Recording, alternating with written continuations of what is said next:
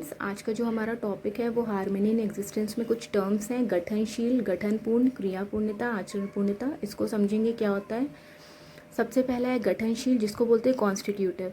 The material units are transformable and their composition keeps on changing, hence they are known as गठनशील।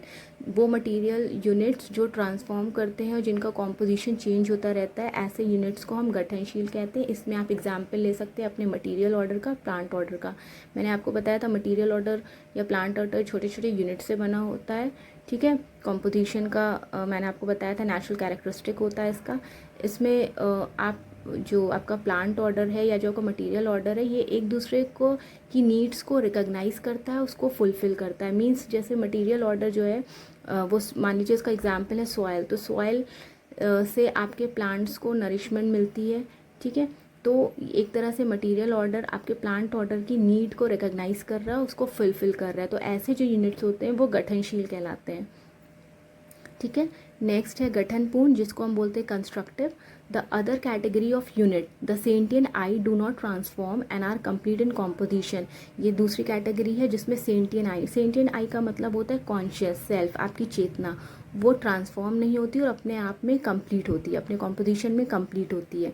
तो ऐसे units को हम गठनपूर्ण कहते हैं। इसमें आप एग्जाम्पल ले सकते हैं एनिमल ऑर्डर का, ह्यूमन ऑर्डर का, कि जो आपकी कॉन्शियस है, मीन्स आपकी जो राइट अंडरस्टैंडिंग है वो अपने आप में कंप्लीट होती है, ठीक है। तो अगर कोई राइट अंडरस्टैंडिंग नहीं भी इंश्योर करता है कोई ऑर्डर, तो ये राइट अंडरस्टैंडिंग एक दूसरे को ट्रांसफ़र की जा सकती है, तो ये अपने आप में कंप्लीट होती हैं। इसलिए ऐसी जो यूनिट्स हैं उसको हम गठनपूर्ण बोलते हैं। नेक्स्ट है आपका क्रियापूर्णता, जिसको हम बोलते हैं operability. Completion of right understanding in human beings is called क्रियापूर्णता। जो आपका ह्यूमन ऑर्डर है उसमें जो आप कंप्लीट जो राइट अंडरस्टैंडिंग को कम्प्लीटली इंश्योर करते हो, एज जो इस प्रोसेस को हम बोलते हैं क्रियापूर्णता। मीन्स मैंने आपको स्टार्टिंग में बताया था राइट अंडरस्टैंडिंग इंश्योर करने में कितने स्टेप्स हैं। मैंने आपको प्रीवियसली बताया है कि जो बेसिक ह्यूमन एस्पिरेशन है वो हैप्पीनेस, प्रॉस्पेरिटी है, लेकिन उसको अटेन करने के लिए भी कई प्रोग्राम्स इंश्योर करने पड़ते हैं, जिसमें एक है आपका राइट अंडरस्टैंडिंग। तो जब आप राइट अंडरस्टैंडिंग को अपनी लाइफ में कम्प्लीटली इंश्योर कर लेते हो तो वो प्रोसेस आपका क्रियापूर्णता कहलाता है, ठीक है। नेक्स्ट है आपका आचरण पूर्णता। आचरण सबको पता है, हिंदी में बिहेवियर को आचरण बोलते हैं। तो आचरण पूर्णता जो कि हमारे बिहेवियर पे based on behaviour. Ability to live with complete understanding is called आचरण पूर्णता। जब हम सही अंडरस्टैंडिंग के साथ रहने लगते हैं, अपनी लाइफ में राइट अंडरस्टैंडिंग को इंश्योर कर लेते हैं, उसके साथ जीने लगते हैं, हमें सही गलत पता है, हमें पता है कि हमें क्या करना है क्या नहीं करना है, तो उस जो प्रोसेस है उसको हम बोलते हैं आचरण पूर्णता। मीन्स हमने अपनी लाइफ में राइट अंडरस्टैंडिंग को इंश्योर कर लिया।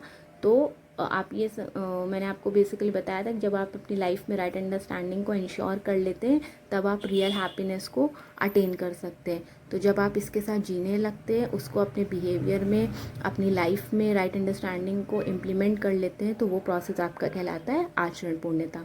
तो आई होप आपको ये चारों टर्म्स गठनशील, गठनपूर्ण, क्रियापूर्णता, आचरण पूर्णता समझ में आ गए होंगे, ठीक है। ये आपके शॉर्ट आंसर्स में आता है, 2 मार्क्स में भी आ सकता है। तो इसमें आपको सिर्फ टर्म्स के मीनिंग्स पता होने चाहिए, आपको एक एग्जाम्पल पता होना चाहिए, और कंप्लीट क्वेश्चन में ये आपके साथ हार्मनी इन एग्जिस्टेंस के साथ लगा के भी आ सकता है कि describe harmony in existence and explain the these 4 terms. तो अगर अलग आता है 2 मार्क्स में तो आप अकॉर्डिंगली लिखोगे, और अगर कंप्लीट क्वेश्चन में आता है तो इसके साथ कोई ना कोई क्वेश्चन अटैच करके आता है। चलिए, थैंक यू।